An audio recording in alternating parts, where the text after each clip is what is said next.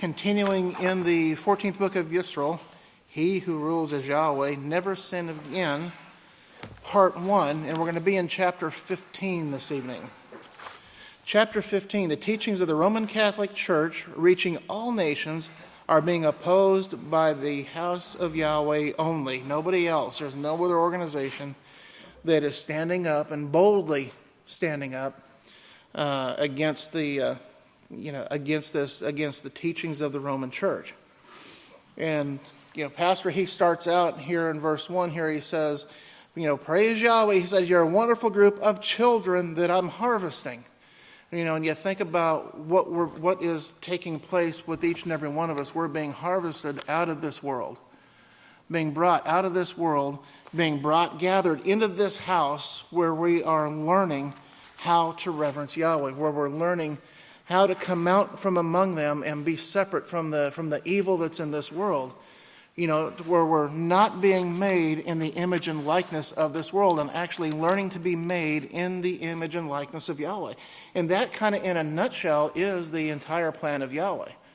We are to come to the house of Yahweh and we're to submit ourselves to the priest, to the one who rules as Yahweh, and listen to the one sent, and we are to convert to Yahweh's perfect righteous character. And that is possible. Each and every one of us, it is very much attainable, although at times it seems like it's kind of difficult through the stumblings and the tests and the trials that we go through. But those tests and trials that we go through, are for our benefit, for our learning, for our instruction, as the scriptures show. They're for our benefit. They show us where we're weak. They show us where we need work. But it also shows us where we're strong too. But we've got to be careful that we don't build ourselves up in our minds, oh, I've got that whooped. Because I can guarantee you, and I'll bet you there's not a single person here that's listening this evening that has not experienced this, where they think they've got something whooped and it comes in a different way. Okay? We have to be on guard always. We've been told, to guard ourselves 24 hours a day, 7 days a week, because Satan walks about like a ravening lion, seeking whom she can devour. And if she could, she would rend everybody like a rag, because she knows the plan of Yahweh. She knows exactly what we are being trained for here. And this is why the concentration, this is why you see the concentration of the attacks on Yahweh's house, trying to destroy, any form of holiness. And the attacks that come are in the form of ridicule, as we're going to see. Pastor, he showed us, and it hasn't been, this was back in 2014, so just a little under 2 years ago, where we had the displays down here at the tent. And if you remember, this was, Pastor was showing us the technology that was available, the high technology that was available when he was born. The high-speed transportation of the covered wagon. Remember the I think I remember what this was. Was it a cream separator? Is that what that was? That big old mechanical vat-looking thing was to separate cream, and that was state-of-the-art technology at that time. You take a look at the technology and how the technology has increased. How knowledge has increased, and Pastor, he points that out here. He shows here, he says, if you walk back, you step in there and you see back one generation, and that was back in 1934. It hasn't been that long ago that was state of the art. Look what's state of the art now. Everybody walking around with computers in their pockets, with the cell phones. You look at the transportation that is available now. You look at automobiles, airplanes. You look at all of that. You look at the weaponry. How weaponry has increased. You see the advancement, the technological advancements of killing people is what it winds up being with the invention of these weapons. to kill more efficiently. That is what mankind has done with this knowledge.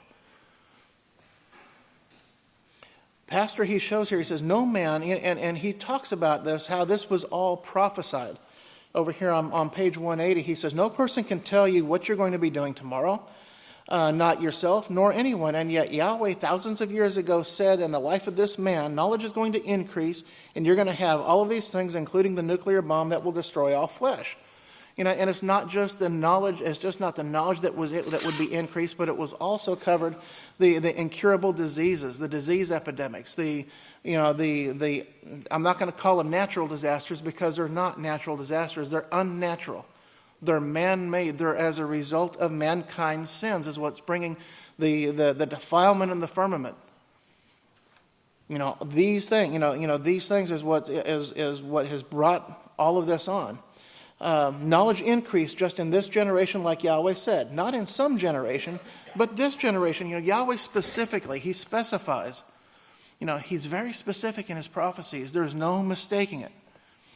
And he shows here, he shows how it's strange. And you think about this. The name of Yahweh. It's strange that no one wanted that name until Yahweh established his house. Nobody wanted it. They buried it. They tried to hide it. They didn't want anything to do with it until Yahweh established his house. Now all of a sudden everybody wants it. Isn't that strange? 2,000 years, it was destroyed, gone. Like Yahweh said, I'm going to let this place be destroyed and Zion's going to be plowed like a field. But in this last generation, this last days there, this house is going to be reestablished. And you can see that last generation in the green tent and just how, right, if you go back and remember, how all of that technology increased. You think about the times that Pastor lived in. They were simpler times. Back to basics. As back to basic, they were simpler times. They had fewer distractions. You look at the distractions, men, that we have in this world today. What do we have? You're driving down the road and you see advertisements, you see billboards, you hear things on the radio, you see things on the television. These mobile devices that we carry in our pockets, the computer systems, are all distractions. Distractions from the simpler times. And it's just more and more and more things that take us away from what we're supposed to be doing. Pastor sums it up here. He says, train and teach your children, on verse 8. Train and teach your children. Now, I would like to see every child trained here. And he says, now I started, I think, with 4 and 5 years old, but you look at the young men and the young women when they speak. Look at how these 5 and 6 and 7-year-old young men speak. It's amazing at the messages that they can bring, that they can put together, and that they can bring forth. And it's all as a result of them being trained. Their minds have been guided and guarded against the foolishness that's in this world. You can put that in a child's mind at that age. 4 is the age of impressions. And I don't know if you know that, but that's when the mind starts forming impressions. And of course, 5 years old, you can put it in their minds by placing them behind a pulpit and actually having them talk. Get them used to doing that. Get them over that fear, that exists for so many of us. But if the child grows up doing that, there's no fear in them. They can get out and they can deliver that message. It's that practice. It's that routine, that practice. Doing these things over and over and over again. You can place it in their mind of how important it is to be a teacher. You look at what teaching the laws of Yahweh is going to bring. It's going to bring about true peace, joy, abundant living. You're not going to see any of this garbage that's out in the world today. What could possibly be more important than instilling that in the minds of our children who are going to be the future teachers? They are the future teachers. But you can place it in their mind of how important it is. Now that will start the ball rolling. But notice this here. Notice what he says in verse 9. He says you've got to follow it up with teaching. Men, we cannot expect our children to come to Sabbath services, to come to Sabbath one day a week, and not reinforce that teaching, not encourage them, not continually rehearse those things. That's not placing that importance in their mind. He says, when you walk by the way, when you're up, when you're down, when you're eating, anytime you can teach your children, teach that child. But Proverbs 22:6 says, train up a child in the way, in Yahweh's way, and when he or she is old, they will not depart from it. And then you can see what's written here in Psalm 8:2, where it talks about from the mouths of babes and sucklings. You look, again, from the mouths of babes, from the mouths of these young men that get up here and they teach the congregation, and we should show them the respect due to them as teachers because they are teaching us. We owe them that respect. They are speaking the words of Yahweh. It's just like any other teacher that gets up here to speak. They deserve that respect. Listen to what they have to say. You might learn something, and I can guarantee you'll learn something. But from the mouths of babes and sucklings, strength, the strength. What is the strength of Yahweh? It's the laws of Yahweh. These laws of Yahweh are taught by these young children. How would those babes and sucklings be teaching the laws of Yahweh? It's because you're teaching them. Because the house of Yahweh has taught you to teach them, and they're actually teaching you back. You think about, it's a wonderful thing. It's really something else when you see these young men, when you see these young teachers developing. You can see their growth. You can't help but see the growth in them.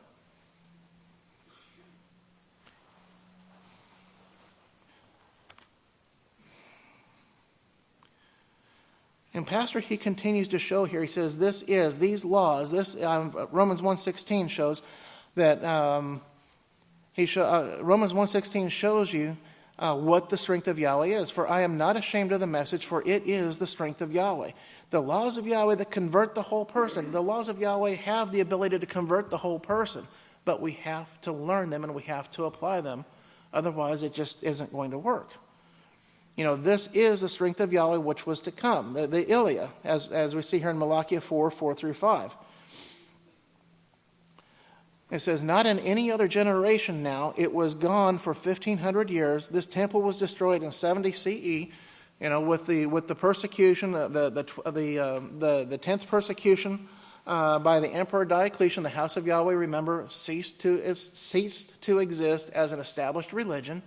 And it was wiped out. It was done. It was gone for almost 1,900 years until the house of Yahweh was reestablished to once again bring a message and bring the warning of what the ways of the world will bring.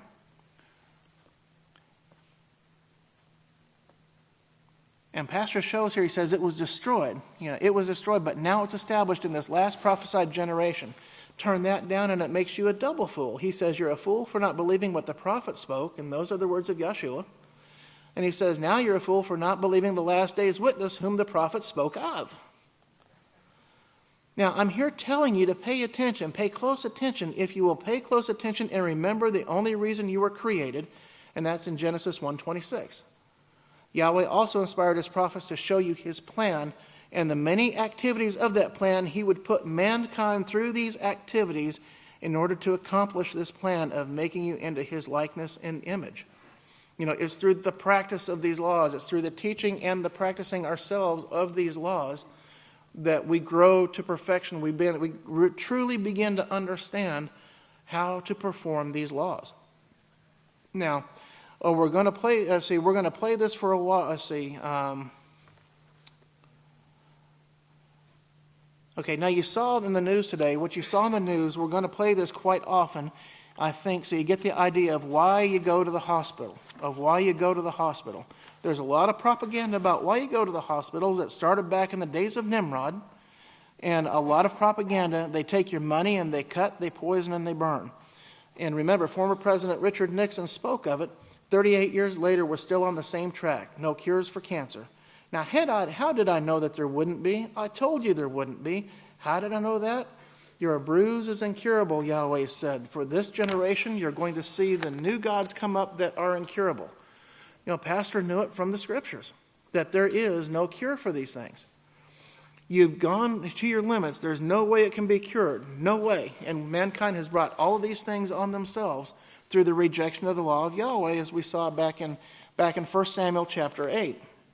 Actually, it was even before that. But the only way that Yahweh is going to turn this Leviathan around is to start over. And he can do it, and he has the power to it. Praise Yahweh. And if you remember what the Leviathan is, Pastor showed us in the 12th book of Yisrayl, part 2, chapter 16, that the organisms, the microorganisms in the firmament that have been damaged, they've had all of this damage brought to them through the sins of mankind. Pastor showed us that is the Leviathan. And remember, he said Leviathan means organisms means mourning microorganisms. Mourning microorganisms. And you remember what's written in Isaiah chapter 24, how the earth mourns and fades away. It's not just the earth, but it's the microorganisms that make up the earth as well. And Pastor shows, he says, we are going to turn this Leviathan around. He says there's going to be a lot of people that die, but we're going to be resurrecting a lot of people to get this done. But we'll stop cancer. We're going to stop wars. We're going to stop everything that breaks Yahweh's laws. We're going to guard and keep those laws, and that's our commission. Our commission is to guard and keep these laws, to keep them from corruption, to guard them from being changed, to guard them and to keep them. That's our commission, to make sure that is done. And that is and that is being done. And Pastor shows this has started already.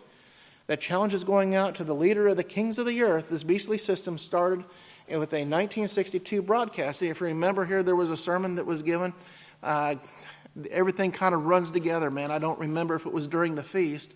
But remember, we saw the demonstration of what that first radio broadcast looked like. But the question and answer session and how the questions went back and forth and those answers that went back and forth. So we witnessed that, exactly how that took place. In the articles Pastor's been bringing up, bring the scriptures back and morality will follow, because the scriptures teach moral laws. The scriptures are the source of these moral laws. They are the moral laws. They teach morality. The world doesn't have any sense of morality in it. Bring the scriptures back and morality will follow. Yahweh's plan is nearer to come to completion. Remember that our salvation is nearer now than when we first believed. As each day passes, we may not see the end. Yahweh knows when the end is going to be. He knows exactly how much time we have left to get our act together. We don't. All we know is we have to endure until the end, like Yeshua said. And we have to focus. That should be our focus. Focusing on what do we need to do? What do I need to overcome? What is it specifically where do I fall short? Examine ourselves. We've got the Feast of Unleavened Bread coming up. The perfect timing for us to be able to do this. We should be doing this all the time, but remember, that's what the Feast of Unleavened Bread represents. It represents, living our lives without sin, and we're striving to do that. And the more we practice it, man, the better we get. The more you practice, the better you get. It just doesn't seem sometimes like we're going as fast as we would like to.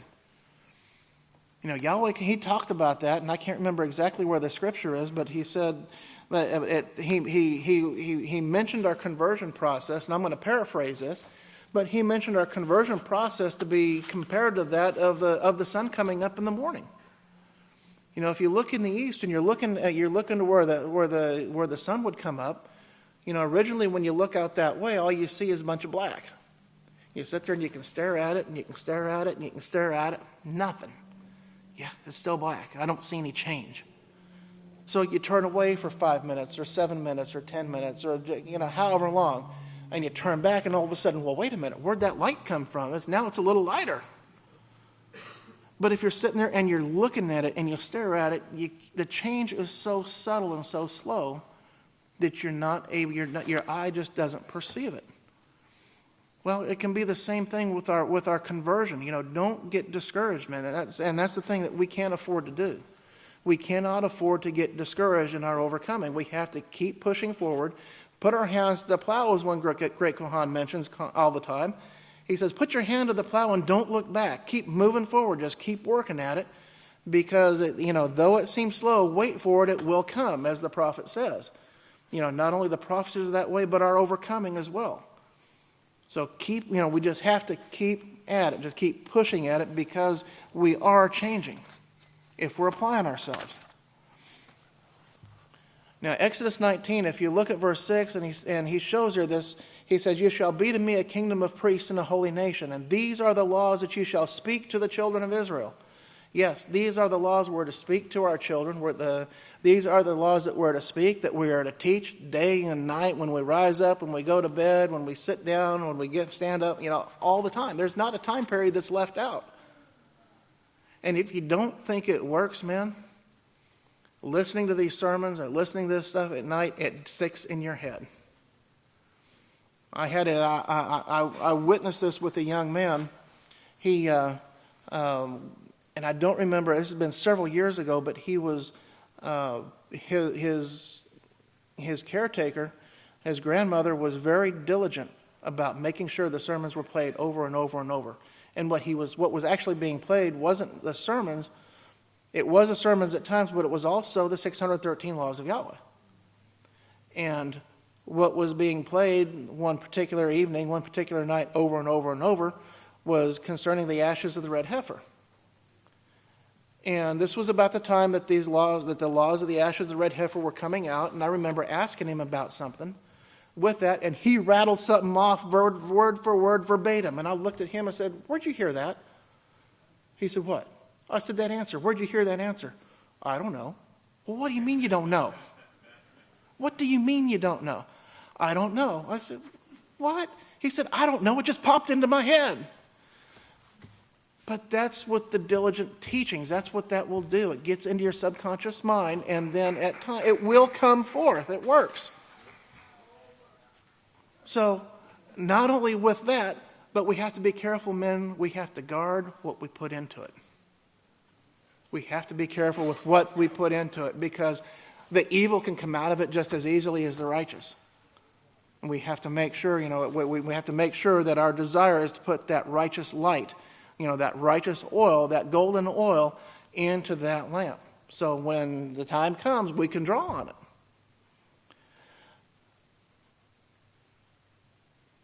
And we have to remember, as Pastor had pointed out with this dream, Yahweh is in complete control. There's nothing that's going on in this world that Yahweh hasn't allowed. And it's all in Yahweh's plan to allow that. And Pastor mentions that here. He said, he shows here on verse 24, he says that if you think about the Catholic Church right now, you think about the power that was given to the Catholic Church and the permission to follow Nimrod's system. They had permission to follow Nimrod's system. Satan had to have permission before she did anything with Yeshub, remember? Couldn't do a thing unless Yahweh allowed it. It's the same way. Yahweh is in complete control. Always remember that. So if we're going through something, Yahweh knows we can get through it. He's going to make a way for us to get through it. But we have to be persistent in following righteousness. But Pastor shows here, he says that's this Leviathan, or this Nimrod system. It's like a giant octopus with its tentacles in every nation, every courthouse, every school, every government. It's all over. You can't get away from it.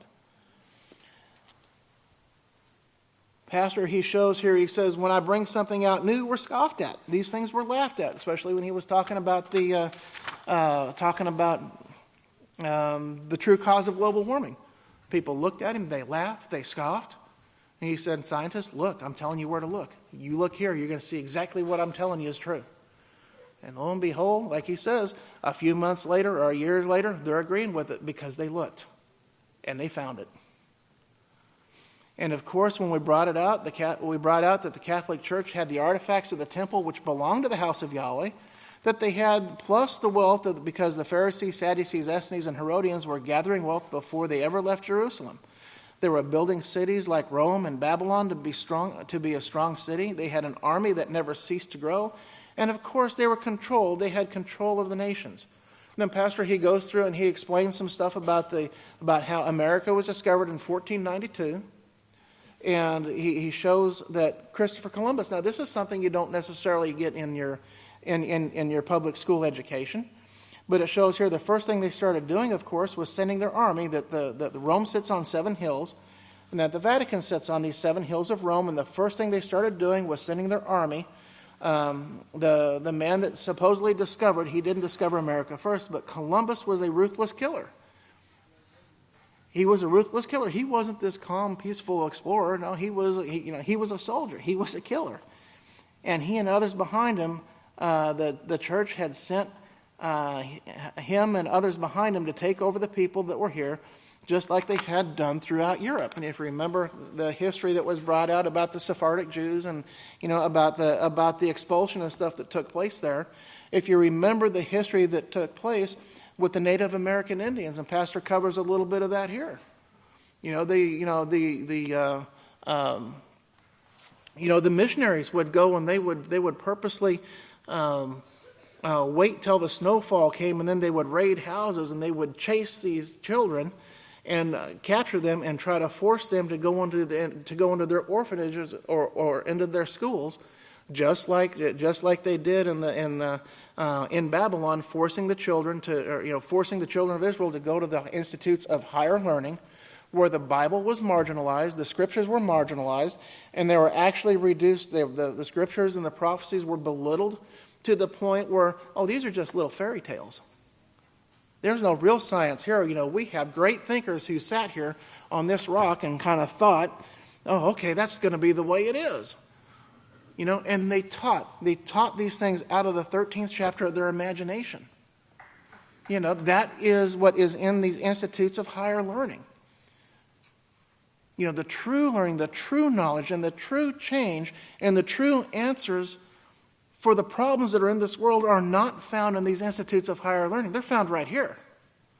They are found right here in this house, right here out of this book of Yahweh, and from our pastor and overseer, the greatest teacher in the world, the great Kahan Yisrayl Hawkins. He has the answers. All they have to do is humble themselves and listen. And the world is going to get in such bad shape that they're going to do that. The schools sound great. They sound like there's these wonderful things, but they're not. There's nothing righteous in them. They teach. They teach entertainment. They teach philosophy. They teach science. They teach literature. The things.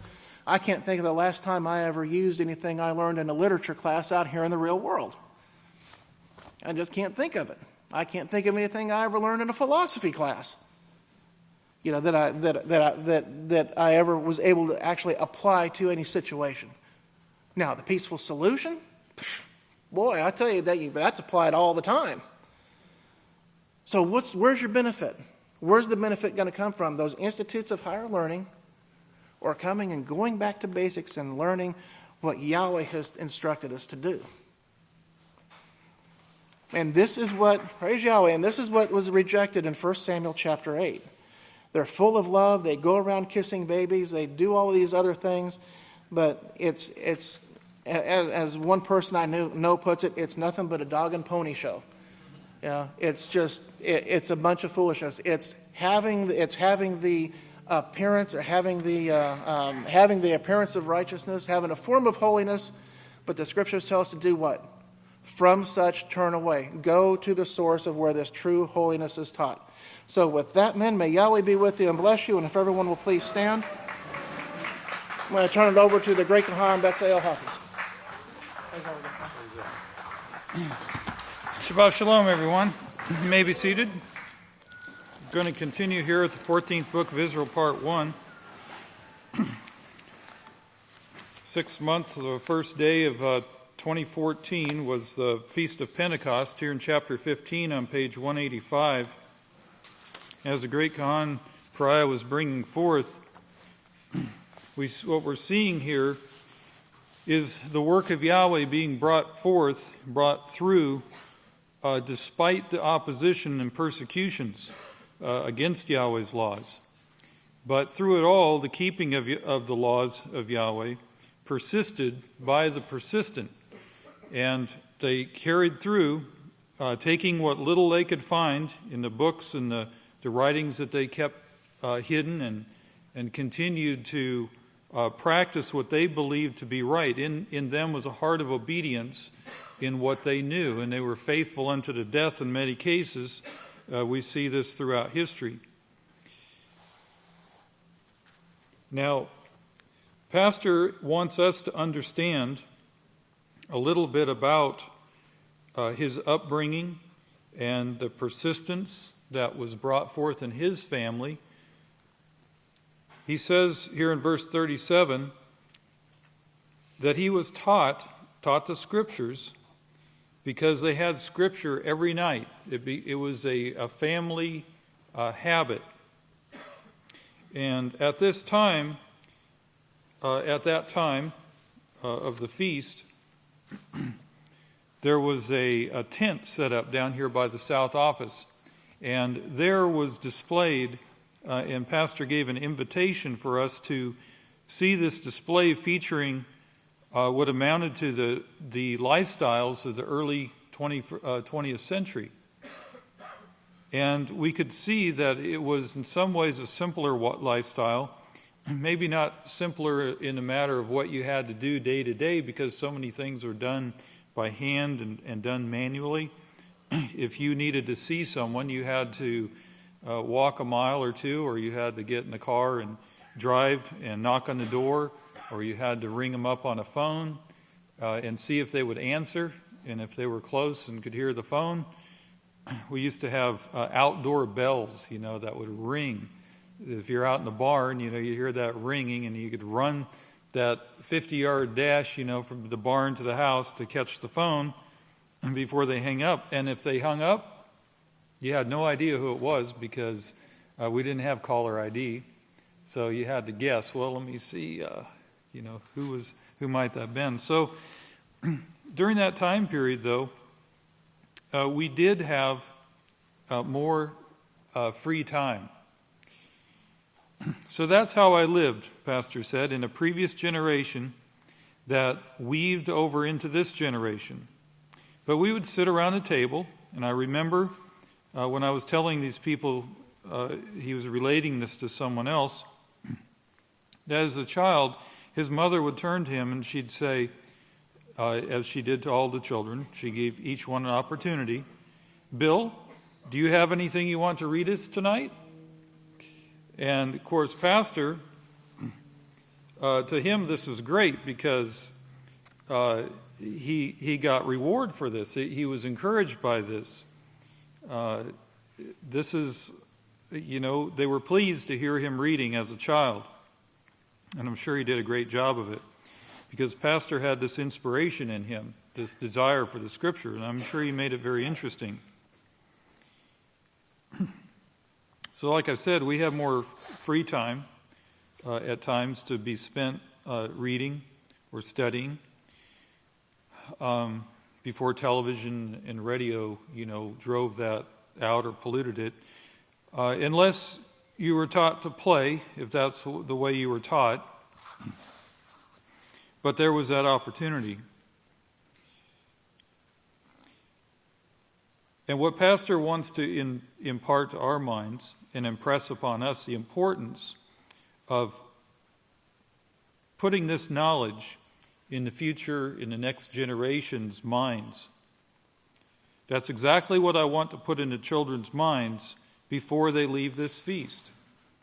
And he wanted us to go down there and talk to the children, explain things to them, and explain that time period and that lifestyle. And now we have the model homestead down there to kind of more fully round out that experience. And I'll tell you, when I stepped into that place, it was an emotional experience for me. It really took me back. I just almost had an out-of-body experience. It's just like going to another dimension.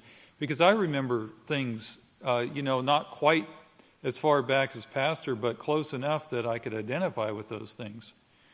And, that house looked familiar to me, things that I saw in my youth.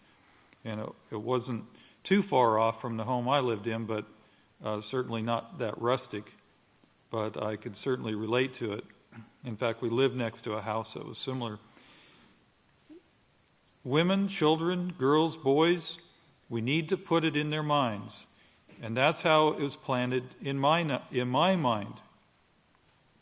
And so this is where the seeds were planted in Pastor's mind, as Koan Pariah so adequately pointed out, with the experience that he had with his child, remembering things that were put in his mind, in his subconscious mind, through those tapes. And I wanted to relate a personal experience of this myself, that when I was younger, and even when I was a teenager, I remember especially when I was quite a bit older, like I think I was 17 or so, maybe 18, and I was still at home. And it was my mother's habit most of the time when she could, she didn't always make it, but she would come when I'd go to bed, she would come in, sit on the foot of my bed, and she would read from the scriptures, the King James, and it would, be Psalms, Proverbs, and then sometimes other scriptures too, in the first book and so forth. And what little bit of reading I've done on remote viewing, which I don't know much about it, but it's just, they train for this, and they say that it's a state between waking and sleeping. It's kind of an in-between state that they experience, and where they have these visions. So what would occur, though, is I would start to drift off to sleep as I was hearing these words spoken.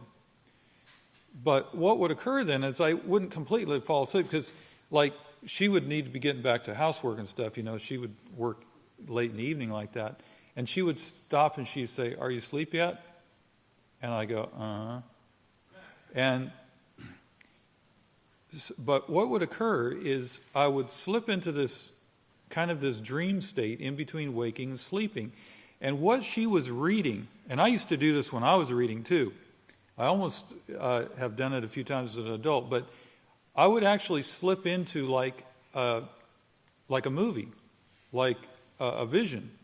I would be living what she was speaking, and I would have remembrance of this in the morning. I would actually be like an observer, like you would in a dream, of the events taking place in the Scripture, and it was just like transporting into a different time period. And I, as long as she kept reading, this would continue to play in my mind, and I would be living it and experiencing it, pretty much firsthand in my mind. It was really an incredible, I just loved that time, because when I wake up in the morning, I'd remember it, and I was like, wow, that was really awesome.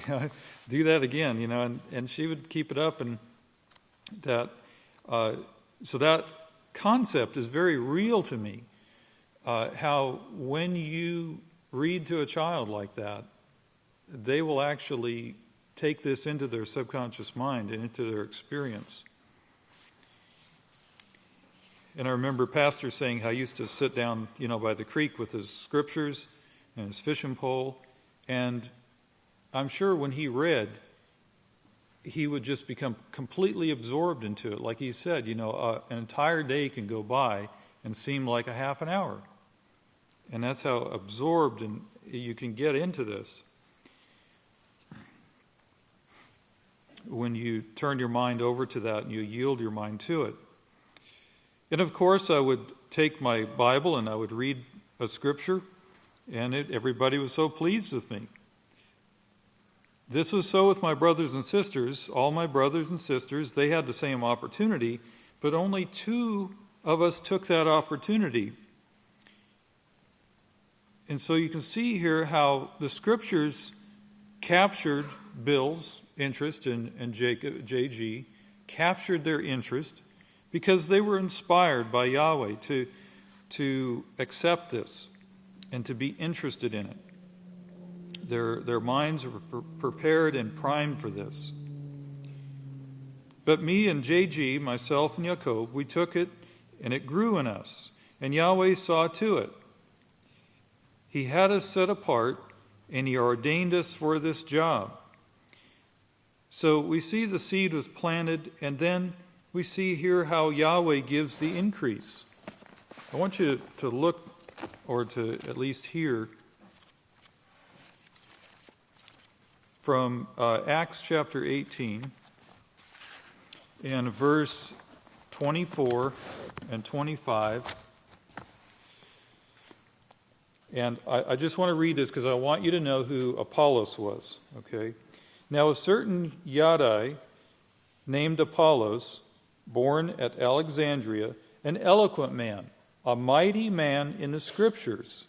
He came to Ephesus. This man was instructed in the way of Yahweh, and being zealous in the Spirit, he spoke and taught diligently the things about the Messiah.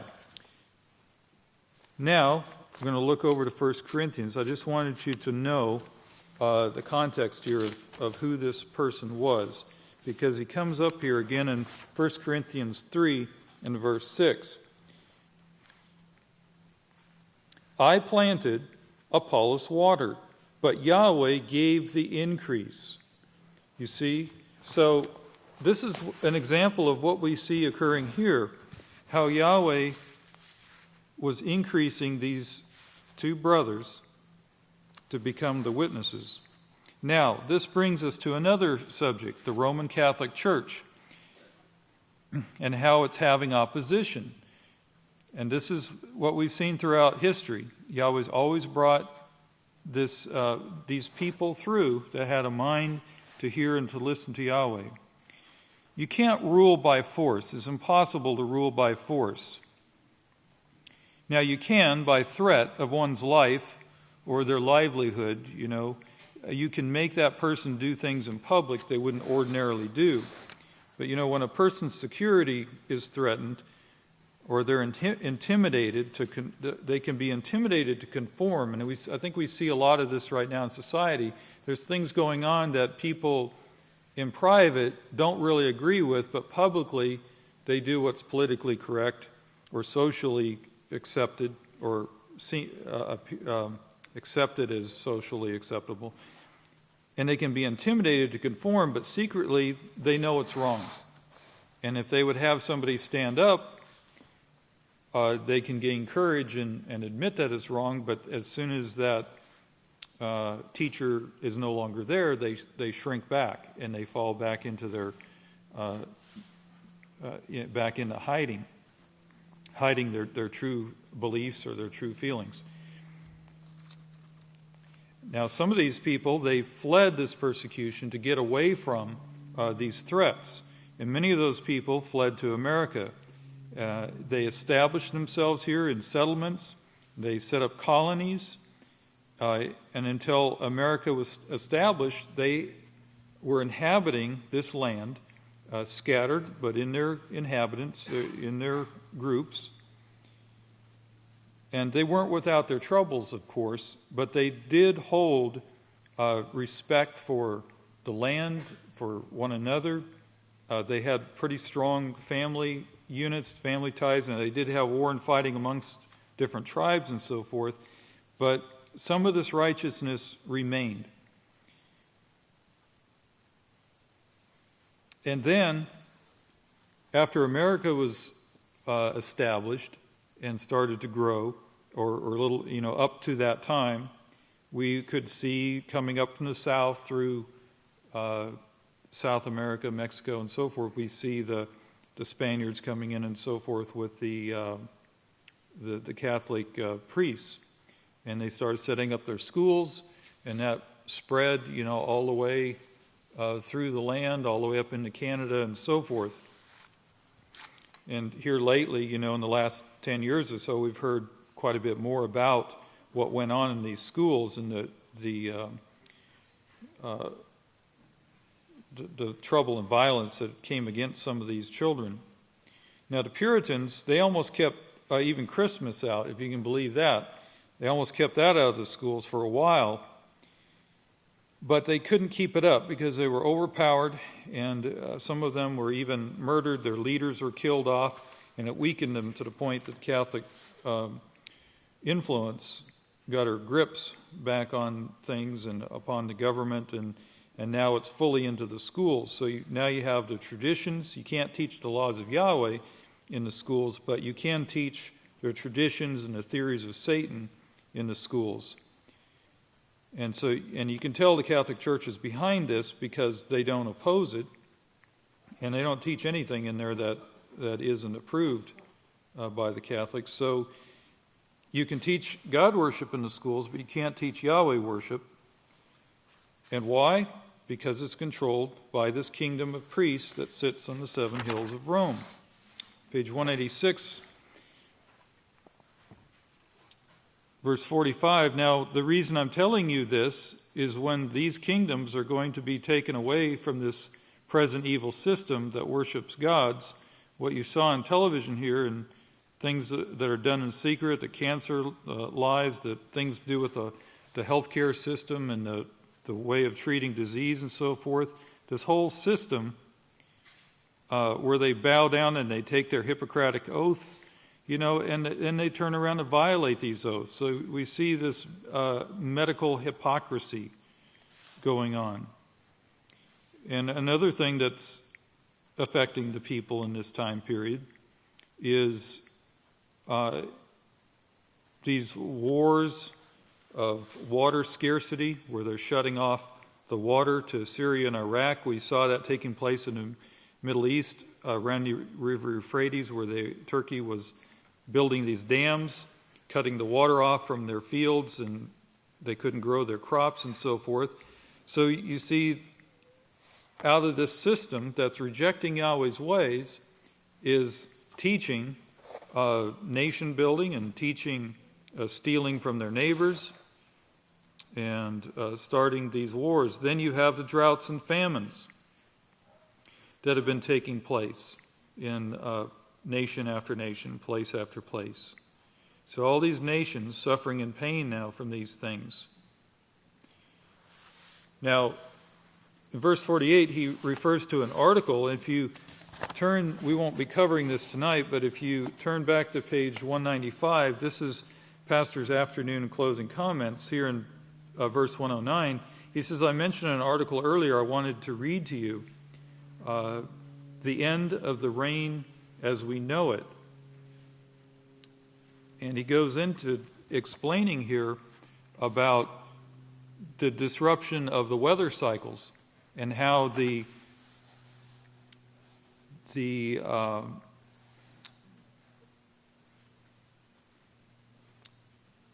destruction of the microorganisms that regulate this system in our atmosphere is being affected. And it's changed the weather patterns because the regulatory systems that regulate the rain, that control the things going on in the firmament, are affecting these things. But there's a little bit more to that than this. And of course, the scientists want to blame it on these gases. And like I said, when I use that term regulatory or regulate, I don't use that lightly, and you do well to study that word a little bit. And it's in your lives all the time, all around you, all the time, this concept of regulation or feedback systems or loops. And when Yahweh has created things and set things up so when they're out of balance, and we can see this in the soil, we can see it in the atmosphere, we can see it in the waters, and it's on the micro scale and on the macro scale. But when things start to get out of balance, other things act, and scientists believe that they even see this taking place within our solar system, and quite possibly within the galaxy, that when things start to go out of balance, other things act to compensate, to bring things back under control. And so if a part of that feedback system or that regulating system is damaged and it can't do its job, then things go outside of the limits, so to speak. It goes outside that control and it gets out of control. Or what you see is sporadic, like we're seeing in the weather now. Because about the time we talk about this, and you go out and we have a nice, peaceful rainfall and everything looks peaceful. But then 3 days later, whack, you get this terrible storm and 70-mile-an-hour winds and things fall over, and the weatherman said, wow, we didn't see that coming. But you see, they're not looking at the correct thing as the cause. And what the Scripture shows us from inspiration of Yahweh, it shows us that it is the sin that's causing it. Once again, if we refer to our Scriptures in 2 Timothy, 2 Timothy 3:16, where we read that all Scripture is by inspiration of Yahweh. And without controversy, great is the secret of holiness. He who is manifested in the flesh, let's see, is it? Did I get that right? Maybe I didn't. It's because I'm in 1 Timothy.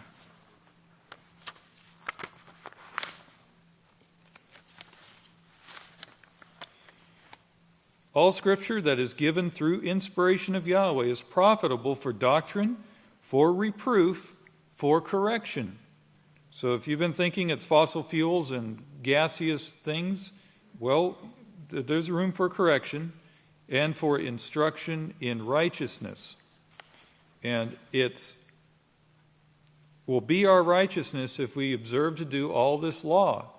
And if we don't do it, then it is unrighteousness, and Yahweh shows further that's what the true cause of these problems are.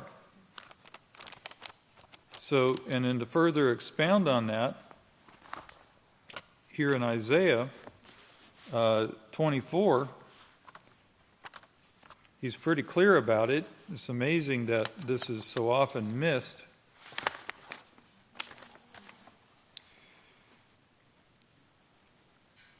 Behold, now the correct translation here in verse 1, Isaiah 24, before Yahweh's very eyes the earth is made waste, the face of it is perverted, and its inhabitants scattered abroad. Verse 5, the earth also is defiled under the inhabitants of it, because they have transgressed the laws, changed the ordinance, and broken the everlasting covenant.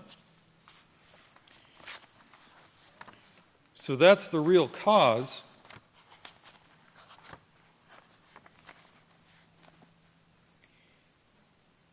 Isaiah 1 verse 1, the vision of Isaiah, the son of Amos, which he saw concerning Yada in Jerusalem. And then it says, in the days of Uzziah or Azariah. Now, what it's saying is that he had this vision in that time period. Not that he had it of that time period, but in that time period. Hear, O heavens, give ear, O earth, for this is what Yahweh has spoken. I have nourished and brought up children, and they have rebelled against me.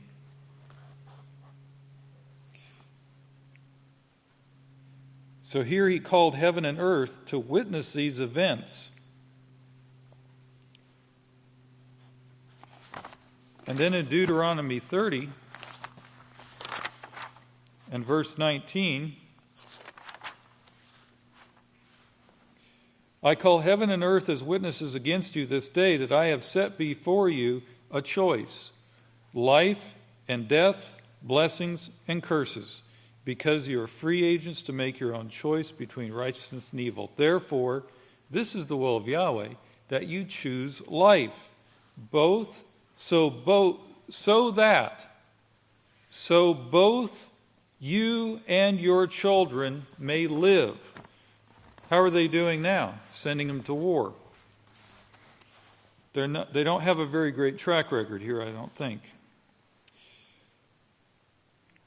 So what we're seeing now is control from the Roman Catholic Church.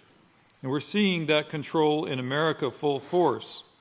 America's been brought under the control and the influence of the Catholic Church. And we're seeing them do this in bringing forth sodomy and supporting it. As Yahweh said in Jeremiah 23:15, they're like sodomy to me, and Gomorrah, they're bringing forth this all throughout the land. And when someone tries to stand up against this, they bring powerful and influential people like these Jesuits who the priesthood that acts like the mafia. And of course, the mafia is not referring just to the Italian version, but it's any organized group using extortion and criminal methods, a closed group having controlling influence, which is certainly what we see here, a controlling influence that took over the Aaronic priesthood and is now ruling from Rome. And they're controlling America, they're controlling the schools and what is taught in the schools.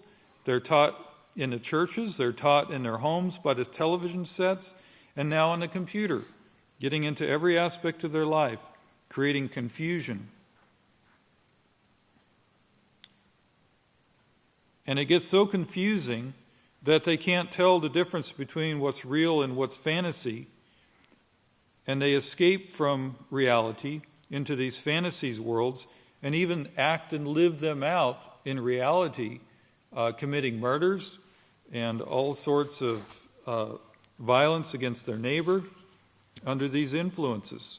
You know, when you live in a computer box in a video game for 16 hours a day, and then you go out late at night with, friends and acquaintances packed together like a pack of wolves, and you end up finding people dead, lying in the street, in the alleyways and stuff, being victimized and brutalized by these individuals living in this alternate reality,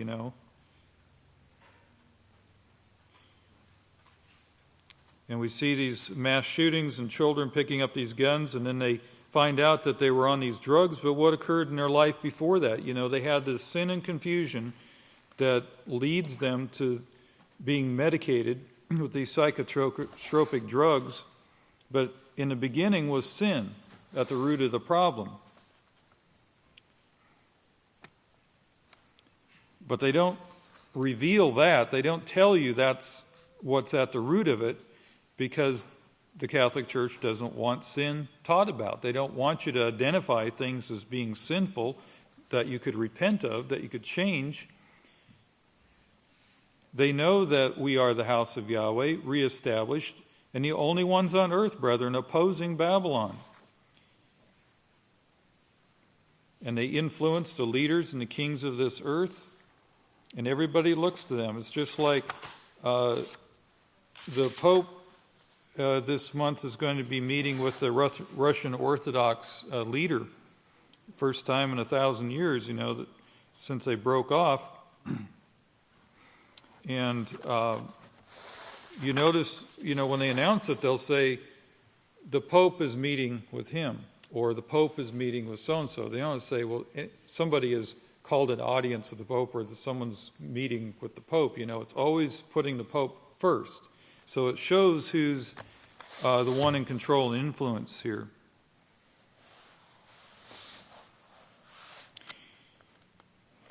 Now about this sodomy brought forth, and he talks about the confusion in this. And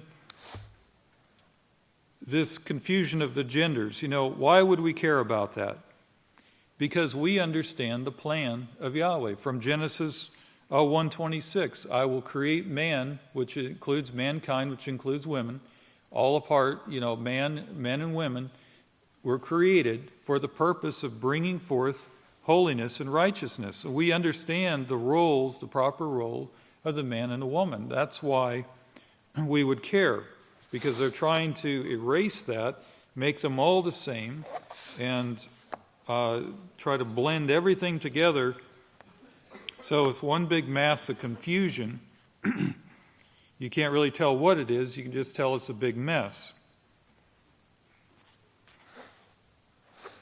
And the really amazing thing through all of this is that from the beginning and all the way through, Yahweh had planned. He had planned everything out before these opposers, these in opposition, ever thought about it. He'd already put blocks there. He'd already paved the way for those that would go through a time period and accomplish things. And through it all, Yahweh has foreseen the future, and he guards his plan, and he guards his works. And he says that we're going to be at a protected place so that we can do our work.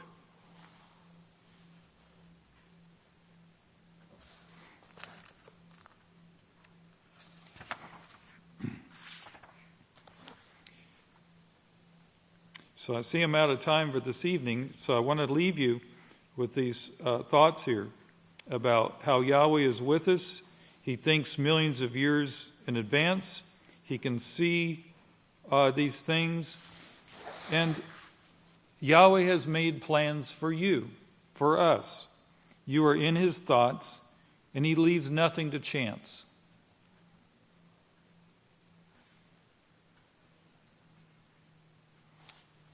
So maybe we'll pick up there again another time. So may Yahweh bless your understanding.